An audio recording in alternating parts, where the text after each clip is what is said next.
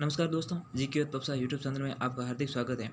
दोस्तों, RS mains answer writing practice series में आज एक और क्वेश्चन लेके प्रस्तुत हुए हम और उम्मीद करते हैं आपको भी इससे कुछ सीखने को मिलेगा। क्योंकि देखो, आरएस मेंस की जो आंसर राइटिंग है, क्योंकि पूरी आरएस की जो अगर हम कहें तो जो मेंस का जो रोल है आरएस की पूरी भर्ती की प्रक्रिया की तैयारी में, तो माना जाता है कि 80 से 85% तक रोल है वो आरएस मेंस का है। क्योंकि अगर आप आरएस में 50% मार्क्स लेके आ जाओ तो मेंस में यानी कि 800 में से 400 नंबर लेके आ जाते हो और इंटरव्यू में चाहे आप कितना भी कम नंबर मिले तो भी आप मान के चलो कि आपका सिलेक्शन श्योर है और अच्छी रैंक के साथ। तो इतना मतलब रोल है। जब 85% मेंस का रोल है तो आंसर राइटिंग पे फोकस तो करना ज़रूरी बनता ही है।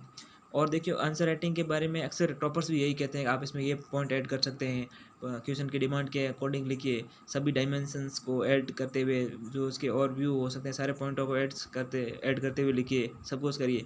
लेकिन एग्जैक्टली कोई नहीं बताता है कि आंसर शुरू कैसे करना है या हम कहाँ गलती कर रहे हैं, हम इसमें क्या सुधार कर सकते हैं। तो एक आरएस एस्पिरेंट ही या जो तैयारी कर रहा है वो ये समझ सकता है कि मैं कहाँ गलती कर रहा हूँ या मुझे क्या सीखना है और कैसे हम उसमें इम्प्रूवमेंट ला सकते हैं।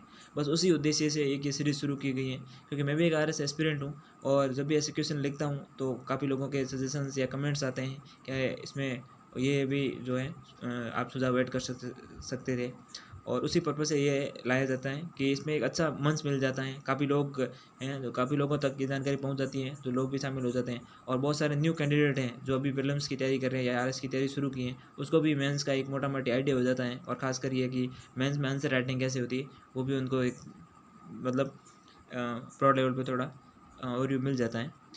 तो आज का जो हमारा क्वेश्चन है उसकी कुछ इस प्रकार है कि भारतीय स्वतंत्रता संग्राम में हमारा क्वेश्चन है कि भारतीय स्वतंत्रता संग्राम में महिलाओं द्वारा निभाई जाने वाली भूमिका योद्धाओं की बजाय सहायकों की रही है, टिप्पणी कीजिए। और ये 10 नंबर का 100 शब्दों का क्वेश्चन है।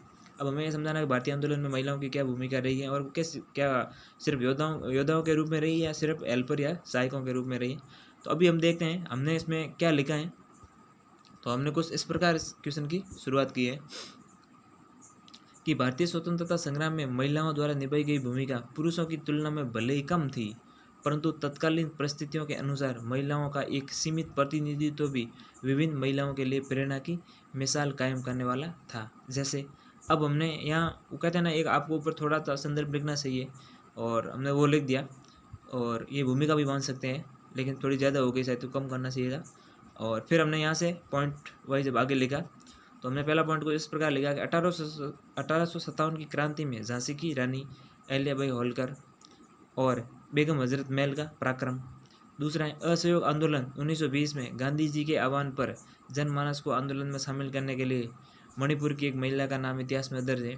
हालांकि वो शायद इस पॉइंट में हम ये लिखना चाहते थे कि जो नागालैंड की थी शायद रानी गौंडिल्यू करके, उस महिला का नाम अच्छा लिखा होता तो शायद ये पॉइंट अच्छा होता। यहाँ हमने शायद वो लिखना चाहते थे, शायद लिख नहीं पाए, तो वो लिखते तो शायद थोड़ा बेटर होता। और अगले पॉइंट में हमने लिखा कि पूर्व में महाराष्ट्र में सावित्रीबाई फुले द्वारा बालिका शिक्षा को बढ़ावा देने का प्रयास जो महिलाओं को वैचारिक ताकत प्रदान कर सके। क्योंकि भगत सिंह ने कहा भी था कि जो क्रांति की जो ताकत है वो विचारों की तलवार पे घिसने से मजबूत होती है, ऐसा उन्होंने कहा था। और होम रूल क्रांति आगे हमने लिखा होम रूल आंदोलन में एनी बिसेंट का योगदान, ये भी महिला हैं, विदेशी हैं वो बात अलग है, लेकिन महिलाओं का योगदान में ये भी शामिल है। अगले पॉइंट में हमने लिखा सरोजनी नायडू जो कि प्रथम भारतीय महिला कांग्रेस अध्यक्ष थी, द्वारा अपने वक्तव्यों व भाषणों से आंदोलन में महिलाओं को प्रेरित करना। और महिलाएं आए आंदोलन में तो उनका भी प्रत्यक्ष रूप से ये योगदान जरूर था। और देखा जाए तो दांडी यात्रा 1930 में महिलाओं की भूमिका, फिर देश से बाहर आंदोलन को गति प्रदान करने के लिए जैसे मैडम भिकाजी कामा, लक्ष्मी सहगल आज़ाद हिंद फौज में थी वे, तो इनका भी योगदान रहा है। फिर आगे हमने लिखा कि कस्तूरबा गांधी, सुचिता कृपलानी, उषा मेहता और अरुणा आसफ अली भारत छोड़ो आंदोलन की भूमिका थी। तो इन्होंने भी भूमिगत रेडियो विभिन्न प्रकार के कार्यक्रमों के माध्यम से जो भारत छोड़ो आंदोलन में अपनी भूमिका निभाई। इस प्रकार हमने अंततः हम ये कह सकते हैं, हमें जो निष्कर्ष लिखा उसमें यह लिखा है कि अतः स्वतंत्रता संग्राम में महिलाओं की भूमिका पूर्णतः योद्धाओं की नहीं रही है परंतु अप्रत्यक्ष रूप से सहायकों की भूमिका रही है। देखो, हमने इसमें बैलेंस बनाने की कोशिश की, पूर्णतः महिलाओं को इग्नोर भी नहीं किया है कि उनका योगदान नहीं रहा, लेकिन हाँ है भी और पूरा उनका भी योगदान नहीं है। तो इस प्रकार हमने बैलेंस व्यू में इस क्वेश्चन का आंसर लिखने की कोशिश की।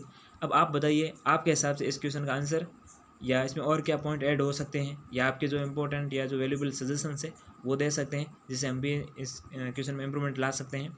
और एक एस्पिरेंट के रूप में हमने हमारी तरफ से पूरी कोशिश की और हमने जो पॉइंट ऐड किए वो हमारा जो व्यू है ये है। अब आप अपना व्यू दे सकते हैं, जिससे हम इस आंसर को बेटर बना सकते हैं। उम्मीद करते हैं आपको हमारी ये पहल या जो भी हमारा जो इनिशिएटिव है पसंद आया होगा, और आपको भी इससे कुछ सीखने को मिला होगा। अगर हमारा वीडियो पसंद आया हो तो इसको लाइक करिए, शेयर कीजिए, कमेंट कीजिए और चैनल को सब्सक्राइब कीजिए। धन्यवाद।